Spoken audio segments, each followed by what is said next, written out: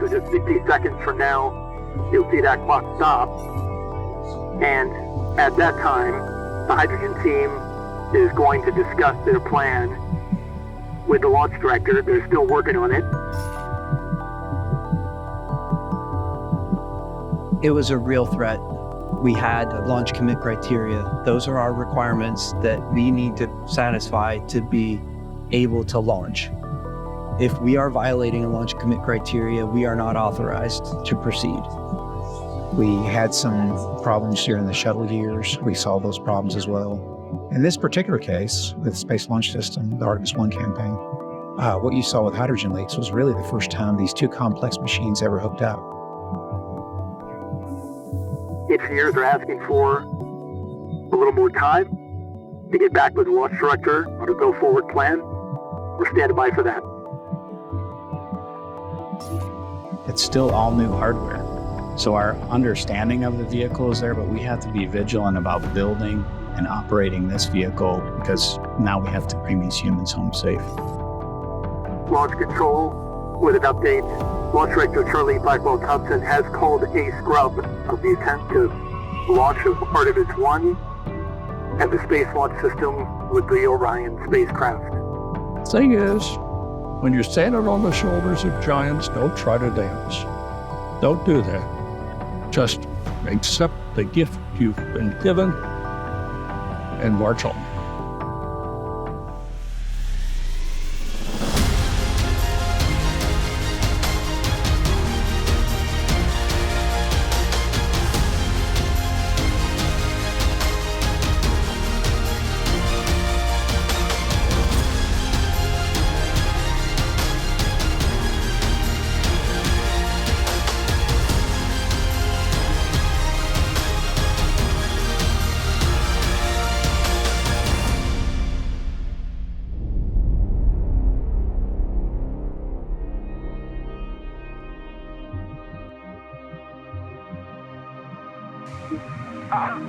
Holy moly!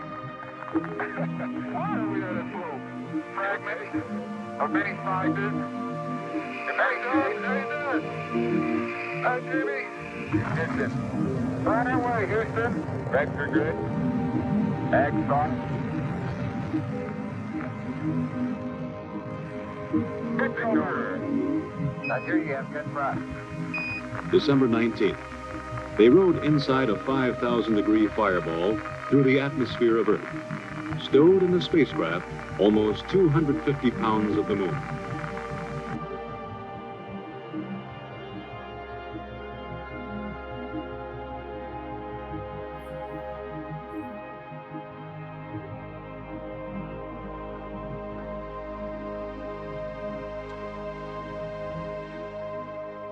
I was very unhappy about the ending of Apollo. I thought it should have continued at least until 20 flights that were originally scheduled.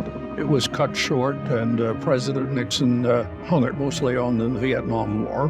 When Eugene Cernan started to climb up the stairs to the lunar module at the end of Apollo 17, he made a small speech. He was expected to, but he emphasized that he expected that we'd be back. The fact that it's taken this long probably would have been very concerning to Gene and everybody else involved in the program. It has taken far too long. Symbol of mankind, and we can live in peace and harmony in the future. We have to remember, why did we go to the moon in the first place? When we went to the moon in the first place, it was not because President Kennedy was a space enthusiast. Not because he had a political problem. He had a Cold War competition between the Soviet Union and the West. And so there was an argument being made that developing countries should think about following the Soviet model. So in that competition, where the US, of course, was second in the Sputnik launch, was second after Yuri Gagarin, President Kennedy had a larger geopolitical and symbolic problem. And therefore, if the US is going to compete in the Cold War environment, it needs to show that it could compete against the Soviet Union in the most highly visible area, which was space. Once that was done in 1969, with UR missions ending in 1972, that political problem was gone. And to implant experimental probes. The moon's a very valuable resource, and we were leaving it after we'd only just scratched the surface. It was kind of deflating, but I've never been able to understand how you could invest that much in time, energy, talent, and imagination, and suddenly just decide, well, that's enough. We don't need to carry on with what we've accomplished. We had accomplished a great deal. The lunar landings were the equivalent of our pyramids. It was an evolutionary change in humanity. We saw the world a lot differently after Apollo than we did before.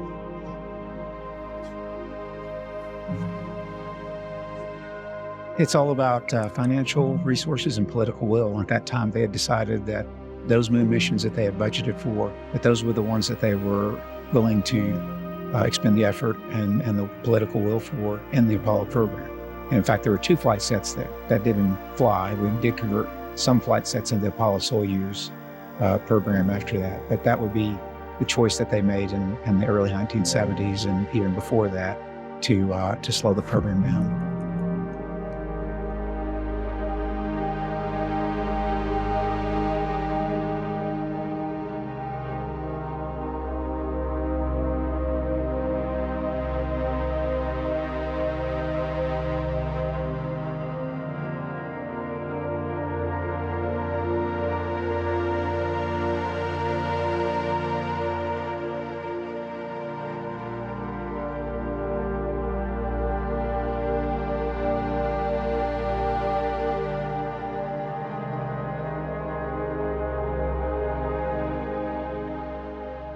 We had quite a hiatus in manned flight. They filled in with the Apollo-Soyuz mission and Skylab in between to fill that empty space.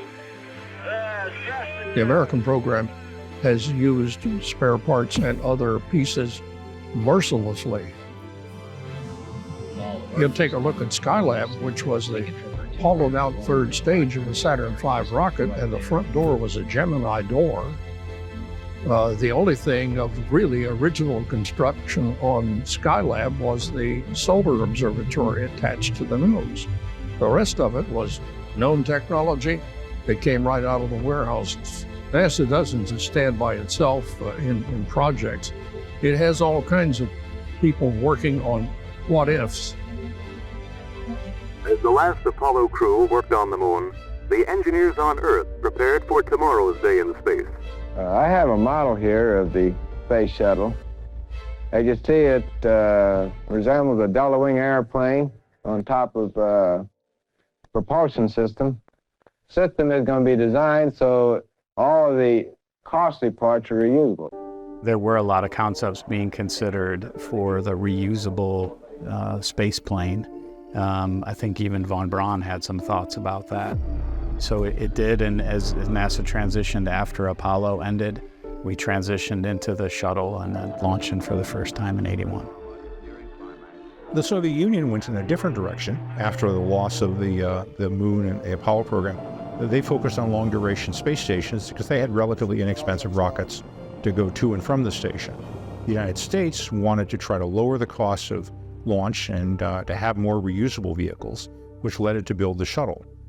There's a number of things one can talk about the shuttle and a number of promises that some were achieved and many were not. But it was an effort to make space more routine.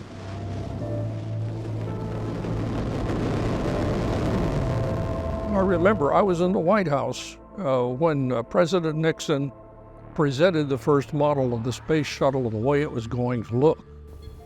He did a ceremony, and it was clear that the space shuttle that was intended to be the support for the space station, as it eventually came to be, had no job at that time because the space station was a long way off and they were not going to do the two at the same time. Budgetary problems, were immense. And so Nixon simply said, well, find jobs for it to do. And it became a space truck, and it did some marvelous stuff.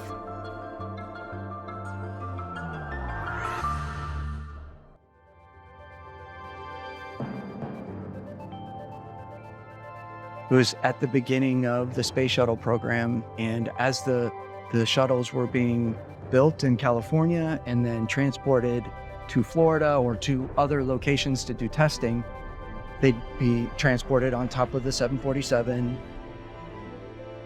You can't make that flight in one big flight.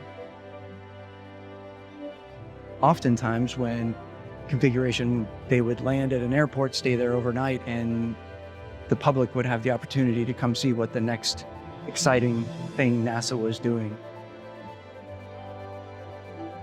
As a kid, 6 years old, my dad's like, come on, let's go. The 747 was parked on the runway at the Denver airport.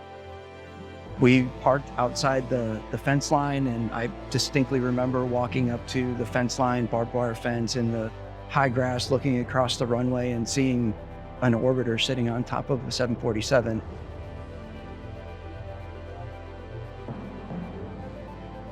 And I was just hooked from that point on.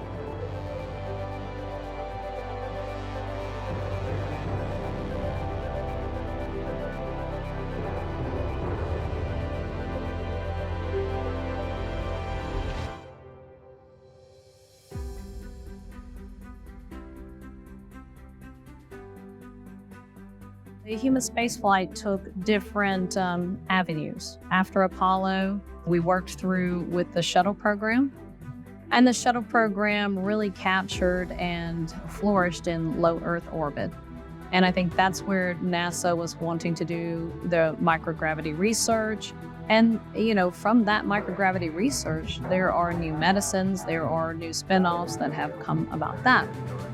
In addition, we learned how to live and work in space. And that's really key, before you can continue to go longer, let's say, on the lunar surface. So I think we've capitalized, and we definitely know how to live into low Earth orbit. And we're gonna take that and springboard that into a longer stays on the moon. Over those 50 years, we learned how to work together. We learned how to build together. We learned how to explore together. And that's what puts us in a position where we're now ready to explore the moon for longer periods of time and starting to lay down infrastructure so that we can stay there.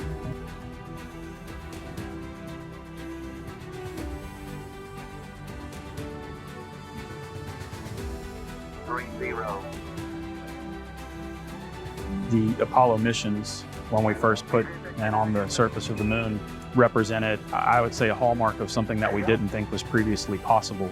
So that was the first step to say, yes, we as a species are capable of doing this. Columbia, this is Houston, AOS, over. Past that point, the focus, certainly with NASA and with everybody who's been participating in this endeavor, has been to focus on how can we do that with longevity and with safety and with a purpose. And to that effect, the International Space Station, as well as the Space Shuttle, represented multiple decades worth of developing our flight technologies, our human capacities, and a number of other areas of research that are going to enable us to go to the moon and stay for the long term.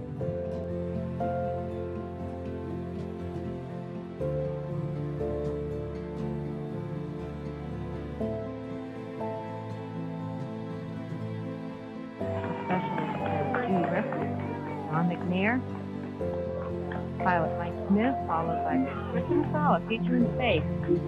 And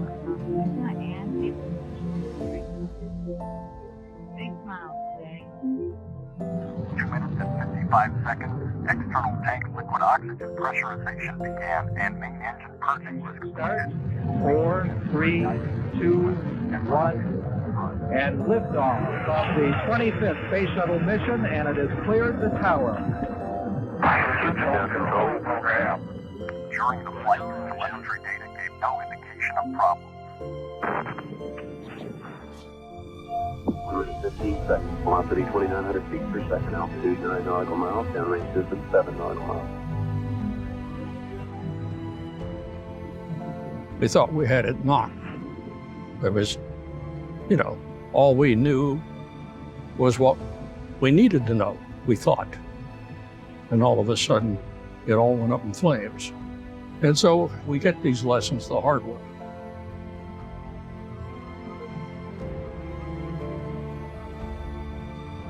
I've been here to see through all of it, but I was surprised at the human reaction when they saw Challenger and other problems like Apollo 13. People found it hard to believe that NASA could fail in such a spectacular manner. It's a dangerous business.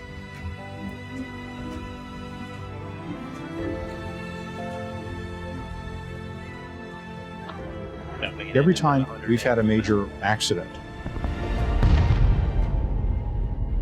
it's usually because schedule pressure was playing some role in that, whether it's Challenger or Columbia or lesser-known robotic and unmanned programs. The schedule pressure on people can be very, very subtle but debilitating. People want to do a good job. They want to succeed. They want to work hard. But sometimes under that pressure, that leads to mistakes, even by the most well-intentioned of people. And so you have to be careful. It's a balance. How do you maintain that sense of urgency and focus without giving in to schedule pressure that causes people to make mistakes or cut corners that can result in tragedy? We saw a couple of times when they got in a hurry what kind of problems it caused. The Apollo 1 fire, for instance. Apollo 13, somebody messed up the design in some of the electronics in the fuel system. If those things are caused by people in too much of a hurry, schedule pressure, yeah, probably. Challenger was a problem in pushing too hard. They should never have launched that day. And they were told they should never have launched that day. And they did it anyway. If they'd have waited a day, probably wouldn't have happened. So that's what happens when you get in a hurry. So if they want to take extra time, it's okay by me. I'll wait. This is Artemis Launch Control. Launch Director Charlie Blackwell Thompson just called a scrub for the launch attempt today, the second launch attempt. The team now going into the cutoff procedure after being unable to resolve a hydrogen leak.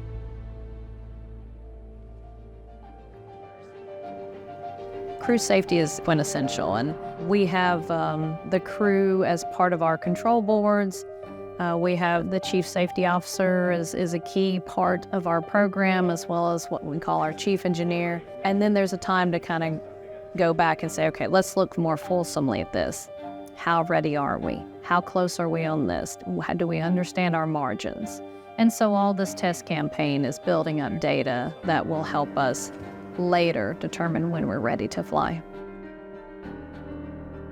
Sometimes when people say to me, well, we've been to the moon already, what's so hard?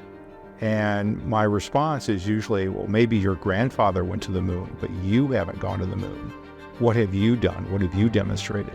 And the people who know the most about spaceflight will not be telling you that this is easy. Every mission is dangerous. That's a part of the risk, but NASA has a great process, and our industry and international partners have great processes for analyzing that risk, understanding it, and then making risk-informed decisions. So yes, we've got training, we've got evaluations to do, but we've got this amazing team that we're going to be working with, and when they're ready, and when our training is ready, and when the vehicles are ready, we'll go. It's really hard to leave Earth's gravity, and the capabilities we've put in place do improve the information that we have, the telemetry, the monitoring of our systems. There are a lot of improvements in capabilities, but actually getting to the moon is just hard, and that's going to be that way for a while until there are significant steps in technological breakthroughs. We've only really been working at this for 60 years, so that's a pretty short time frame from a technology development perspective.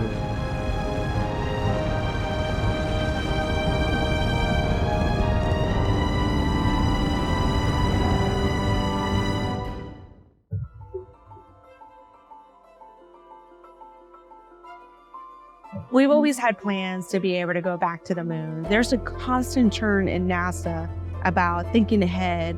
And there's different areas in NASA that are responsible for human exploration, Earth climate research, space station. And so there's always somebody working or thinking about what can we do in the future. And that happened during Apollo, it happened during the shuttle, it happened during the space station. It just takes sometimes a long time to see the execution and the effort that comes from those projects. History proves that we have never lost by pressing the limits of our frontiers. First, for the coming decade, for the 1990s, space station freedom, our critical next step in all our space endeavors, and next, for the new century, back to the moon, back to the future, and this time, back to stay. I think we've cataloged 50 different studies on going back. Efforts like the Vision for Space Exploration and the Space Exploration Initiative that were designed to take us back to the moon. And eventually those get, the political will drops off because it might be associated with a certain administration or a particular implementation. Some of those earlier programs in the Space Exploration Initiative, it never really made as much progress to get near hardware. And the Congress looked at the price tag and just opposed it. So it was largely done and defeated within George H.W. Bush administration. The vision for space exploration got farther. In fact, there were several different elements, something called the Crew Exploration Vehicle, which we now see as the Orion capsule. There were different rocket designs, Ares 1, Ares 5, that were developed. There was actually a test flight of Ares 1 in experimental mode. That program was canceled during the Obama administration. There is a heavy lift version called Ares 5, somewhat akin to a Saturn V class vehicle. That program didn't really have any hardware developed during the Bush administration, but it did continue into what we see today as the Space Launch System. So there were elements of the Vision for Space Exploration program, which was called Constellation, that did survive and are still with us today. The shuttle wasn't able to return to the moon. It just wasn't designed for that mission. It wasn't designed for that kind of reentry. And so subsequent to the shuttle, after that became the workhorse of the U.S. space industry, we looked at derivatives of the space shuttle that would be different. There was a thing called Shuttle C that looked at large cargo capability. That would have been the first machine that might have been capable of sending any measurable amount of mass to the moon. It would have still needed a capsule. You can see the development that started even in the Constellation program. That's the nearest program to the Space Launch System and the Artemis programs. A lot of the capabilities that we have moving forward were generated out of the start of the Constellation program. And so when it was canceled, a lot of the things, especially related to Orion and our ground systems, so the launch pad, the mobile launcher, all translated directly into the path for Artemis. And so here we were able to just continue to work and evolve as the flight hardware evolved. NASA's budget's kind of fixed. It's not like a DoD budget that's, covers a lot of different things, but I didn't feel like we were that well supported on the Constellation program. You had a lot of smart people, and a lot of the people that work Constellation are working Artemis now, and we had the talent. It just kind of fizzled towards the end. We had some leadership changes in the U.S. at that point in time, so there was a lot going on there. But I think the Artemis program has quite a bit more support in Congress and on the executive side.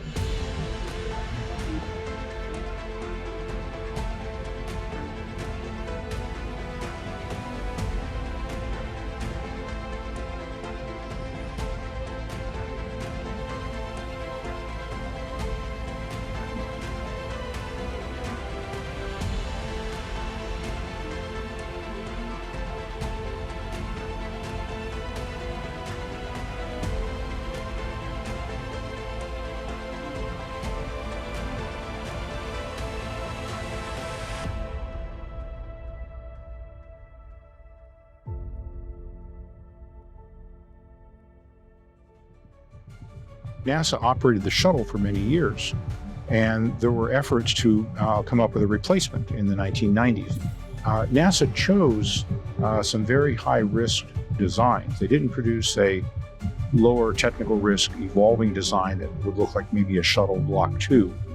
They proceeded with a program called X-33, which was a very advanced composite tanks, linear aerospike engines, all kinds of things on it.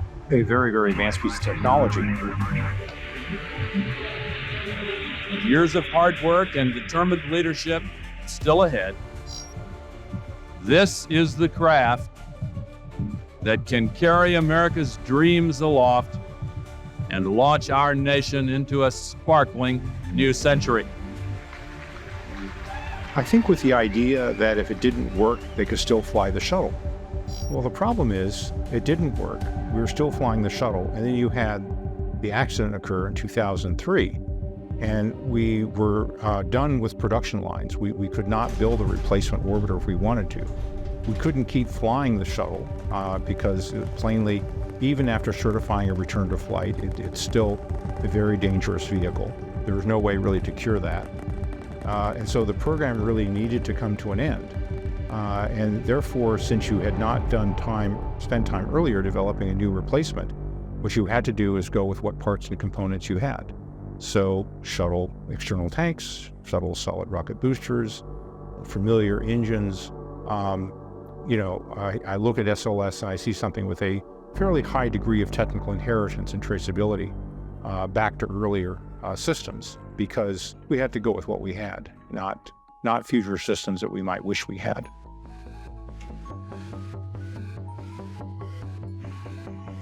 I believe that the architecture we have today, which is rooted in shuttle, is we're taking advantage of the investments that have been made.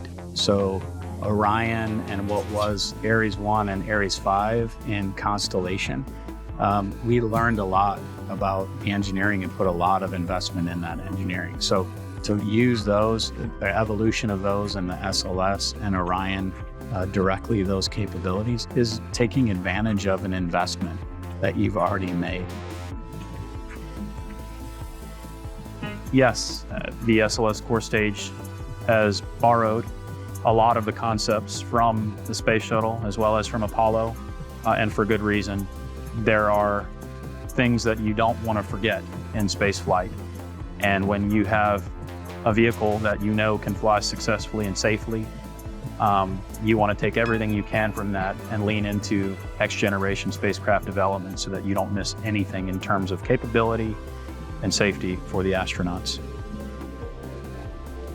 When you look at the configuration that we have from an SLS perspective, it is significantly different from shuttle. The shuttle orbiter really was the brains of that flight vehicle. So all of the avionics, all of that was managed by the shuttle orbiter. When you look at the way the SLS vehicle is configured, we have avionics for the upper stage. We have a brand new invention utilizing engines from the shuttle program. The RS-25, or the Space Shuttle main engine, is a very well-performing engine. The history of that says we needed to utilize something. We didn't necessarily need to go to a new engine. The solids are very much consistent, a little more thrust because of the added fifth segment. I think we came up with a very good solution based on where we had been. We took advantage of assets that we already had, such as the Space Shuttle main engines, the solid rocket booster casings, and stuff like that.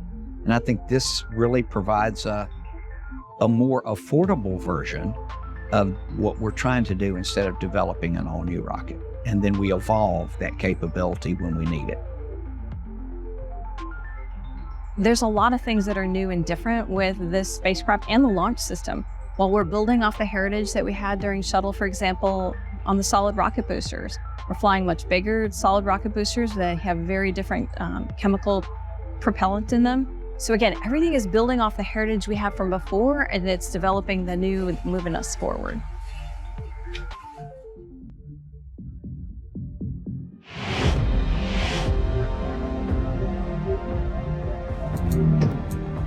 It's all about escaping the Earth's velocity, right? We have to be at a certain speed to get to orbit. You have to spend a lot of fuel to get to that speed.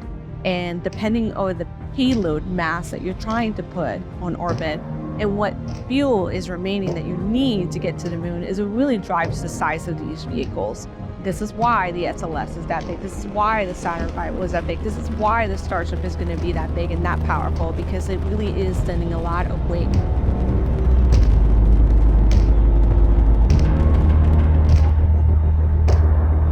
All of those things are really driven by physics and the mission that we're flying. Shuttle, totally different because we're going to low Earth orbit and we have basically a spacecraft that's a glider that's going to come back and land either here or out in California. Totally different implementation.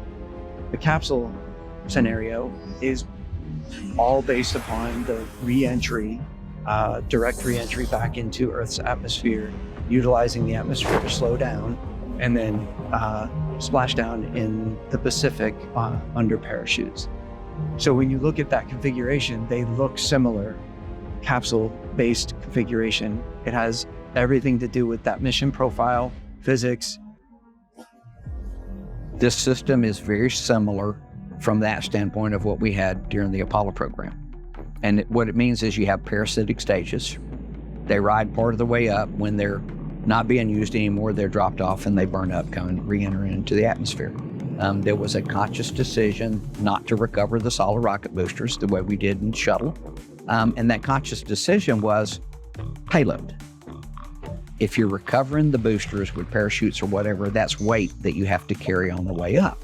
With reusability comes a lot of expense as well.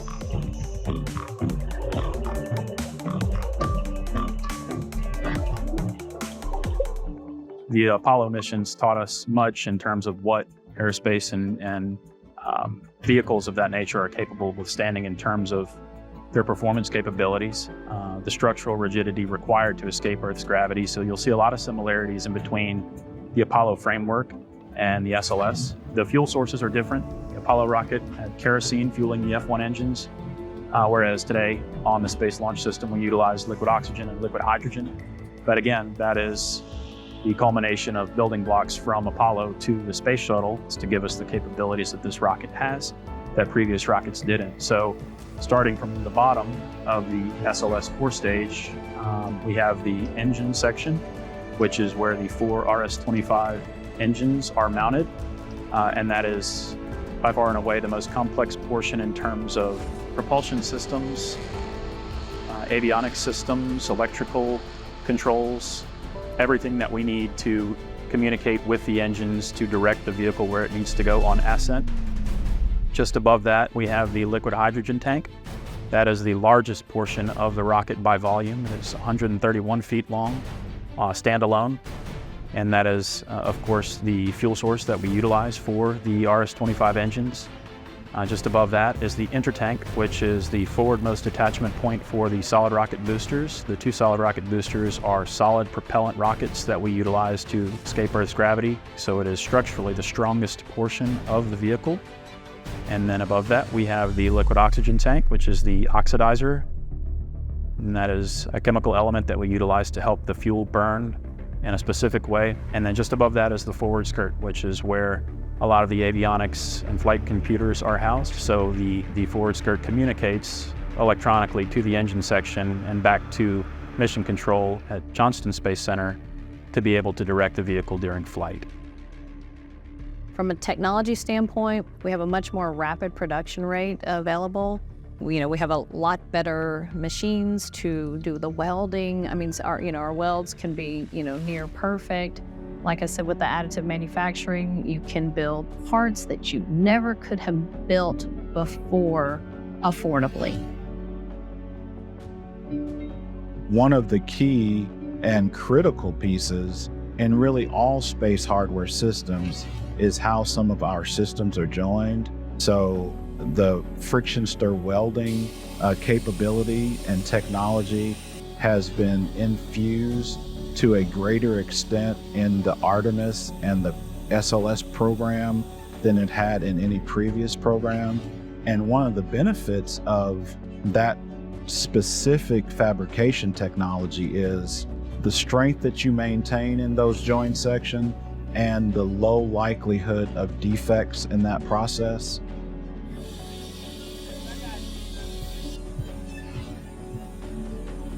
The traditional welding technique, you would have two pieces of parent metal, which are joined by a filler material heated to a specific temperature. The friction stir welding process involves the mating of only two parent materials, utilizing a pin tool, which is spun to a very specific RPM and travel speed. And as the tool travels through the two pieces of parent metal, those metals are actually blended into one another, as opposed to being joined using the filler material.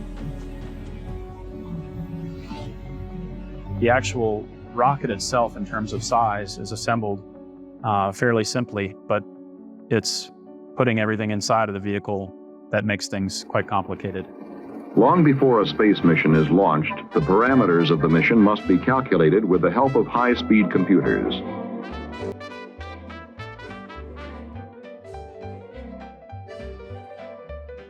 Think about what the technology was like back in the 1960s and 70s when we flew Apollo. Think about how much has changed in technology since then. There are things today that we have, capabilities we have. For example, the cell phone that you carry in your pocket has a lot more computing power than the original Apollo computers did. So the technology we have today is very different, and it makes it a very different approach with new materials, new avionics, new electronics, new spacecraft design techniques. All of those are different. So when we're doing these test flights, we're actually testing brand new spacecraft. Now, we build on the heritage from Apollo, but everything that we're doing on the Orion spacecraft is very different. The computers that were used to launch the Saturn V, like the one that steered the Saturn V itself, like 120 names, was nothing. It was wristwatch. And the computers that took us down to the moon were very small. I was a 93-pound setup built by Bendix, and the first one that took us to the moon couldn't keep up with the trajectory. That's why they overshot on that.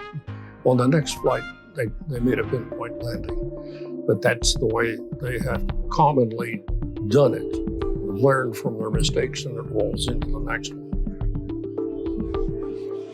We're certainly more assisted by technology, and we hope to continue to be able to use as it develops. There's obviously a lot of interest in emerging technologies, artificial intelligence, things of that nature, and who knows what that'll bring for us in the future. But for the time being, it's the people that make these rockets work.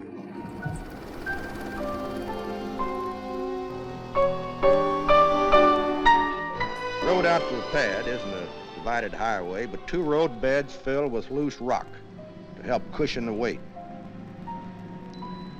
When the crawler transporter is carrying the Mobile platform with the Saturn rocket, there is a total of 18 million pounds moving along at a top speed of 1 mile an hour. Since the 60s, there have been a number of studies that have been done on how to get our launch vehicles to the pad. Other countries use different versions.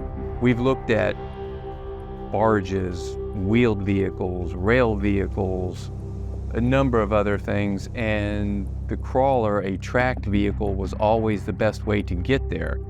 So we did Apollo that way, we did some Skylab missions, we did a lot of shuttle missions, so here we are, still making this old vehicle work. It's a combination of a ship, a piece of mining equipment, and a locomotive. It has all those characteristics. We took ownership of it in 1965. We needed to get rockets from the VAB out to the launch pad, so this is the way we transport them. It's 131 feet long, 114 feet wide, weighs 6.65 million pounds. We are now in the Guinness Book of World Records as the heaviest self-powered vehicle in the world. We'd like to go just straight that way, but there were too many rivers in the way, so they kind of had to divert us and make some turns out there and stuff. So no, it's not straight. It ends up being about 4.3 miles out there. From door of the VAB to the top of the pad is 8 hours. When we're carrying the launch vehicle, we go 0.83 miles an hour. We can go a little faster, but we'll keep it right around that speed. Our speed is determined by the amount of vibration we create, because we don't want to vibrate so much that we shake the launch vehicle and cause it harm. We know if we go that speed, we give the smoothest ride to the launch vehicle. So that is always our goal.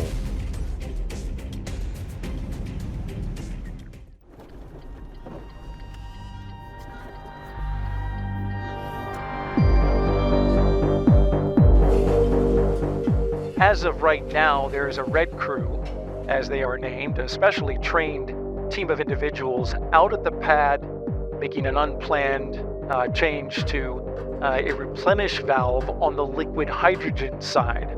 There are 2 technicians and a safety representative that are right now working inside the mobile launcher. Sending a red crew into the pad is not a standard operation. We develop the capability, we train our folks, we have all of the rescue personnel, all of the emergency personnel available if we decide to proceed with the red crew. But it is not at all a plan. It's not a standard operation. It is a contingency operation. It is pretty dangerous. When it comes to the ground system, our launch director makes that call, and she did on this call. Charlie Blackwell Thompson is the one who decided to send the red team out when they had a ground hydrogen leak on that, and she will be the one that ultimately calls any scrub, whether it's due to the machinery of the vehicle or from the pad or otherwise. Hydrogen is a very small molecule and has been a problematic even in the middle of the shuttle program. In 1990, we had, it was called the Summer of Hydrogen, where we had leaks. After operating the shuttle for 9 years, we still found difficulty getting past leaks. You have large interfaces to the vehicle. We had a number of cases where we had hydrogen leaks and we needed to learn how to operate the vehicle. The very thing that makes it hard to contain is the very reason that it's so good performing. It is the lightest and smallest molecule. And so when we accelerate this light molecule, we get very, very good, what we would call ISP, specific impulse. And to the layman, that's fuel economy. And so we take a whole lot less mass. You know, hydrogen was developed as a rocket propellant for the purpose of going to the moon, so that we could do it with one shot.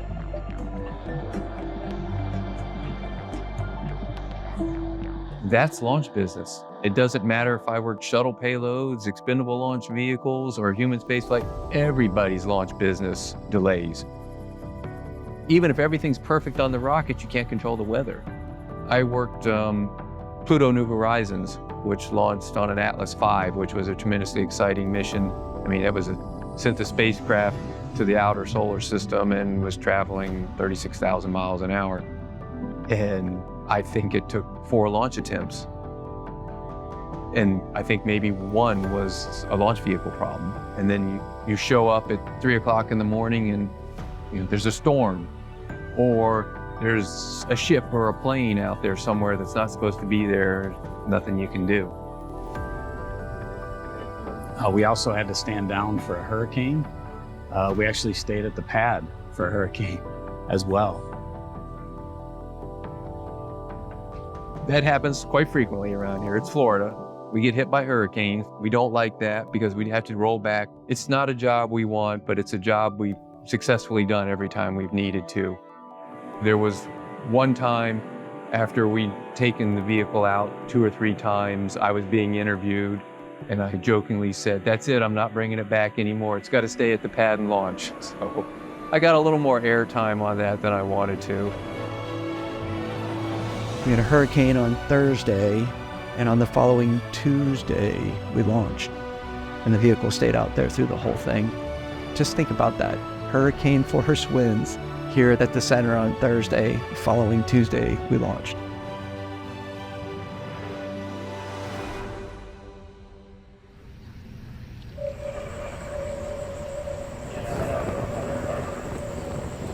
GC, go.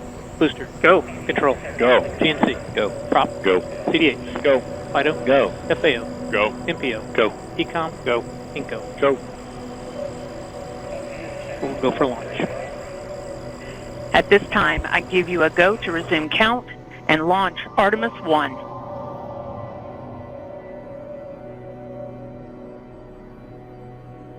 We purposely build in a hold at T-minus 10 minutes so that we make sure we are absolutely ready, configured to pick up that clock from 10 minutes, because that means we are committed to fly that day. T-minus 9 minutes and 47 seconds. Charlie gets that go. We are ready to pick up the clock, and she passes that down to the NASA test director and the ground launch sequencer operator to go ahead and pick up the clock. There's no big red button. The ground launch sequencer operator, GLS for short, along with the onboard vehicle sequencer, ALS, those two computers send every command to the ground systems and the flight systems starting at T-minus 10 minutes. So there's no human interaction for sending necessary commands in that entire 10 minutes. If nothing goes wrong, there are no violations through that entire 10 minutes. We're going to launch 10 minutes later. And for Artemis 1, that's exactly how it played out. And here we go. Hydrogen burn-off igniters initiate. 7, 6, 5. 4-stage engine start. 3, 2, 1. Boosters ignition. And liftoff of Artemis 1. We rise together back to the moon and beyond.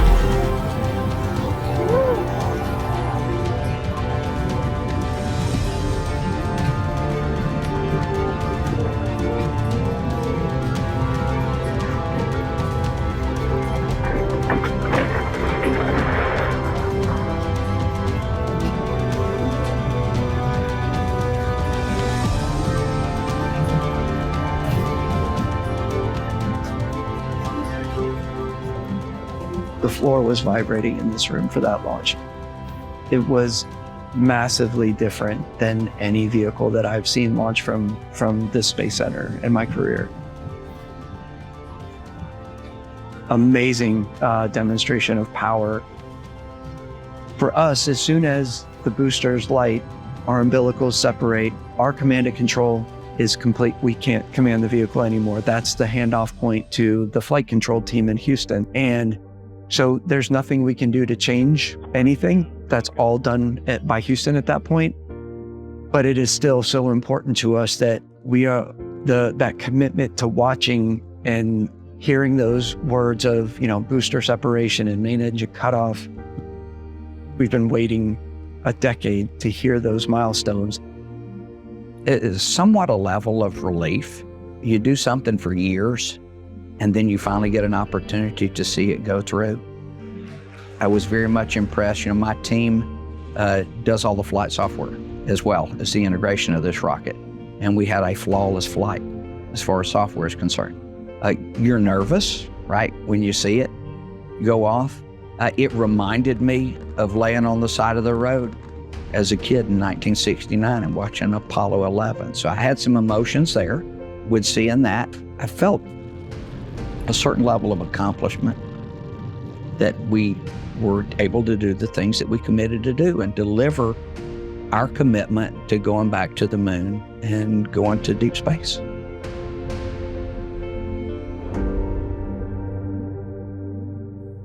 Adventure, exploration, good engineering. It's a challenge. And of course, there's the moon. And then Mars. And to some people, that's everything. And those are the people that are attracted to NASA. They're driven people. These people work hard. And when their program's really moving, like as in Apollo, and as we will soon be in Artemis, they're pretty much focused on the thing. You're getting the same phenomenon that we had at the Apollo program in terms of people's intensity and drive. You're getting the same type of thing now. Every person in here on launch day has gone through a qualification program, has gone through a certification program, has gone through every single launch countdown sim, has had to perform at a high level, and every single person in this room is approved to be in their seat by the launch director. So that's the bar. That's how you get on the launch team, is you perform. You are the best at your job.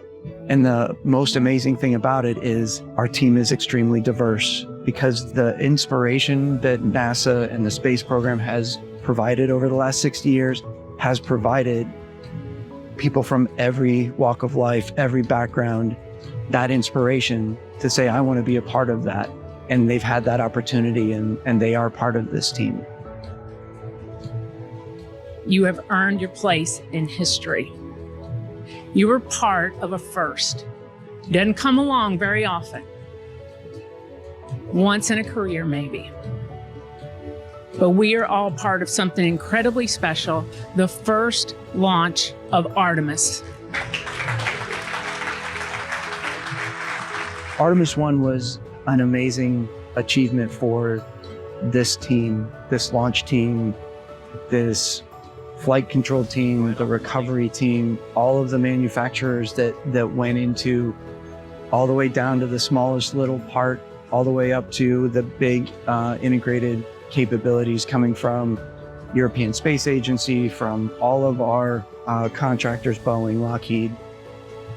Just an amazing accomplishment of 10 years of very challenging integration and development, working past the challenges through our wet dress rehearsals and our launch attempts, hurricanes, all kinds of exciting stuff that happened last year. It all started here with this team, and it was, I don't really have great words to say how I was feeling. I was just proud to be a part of it.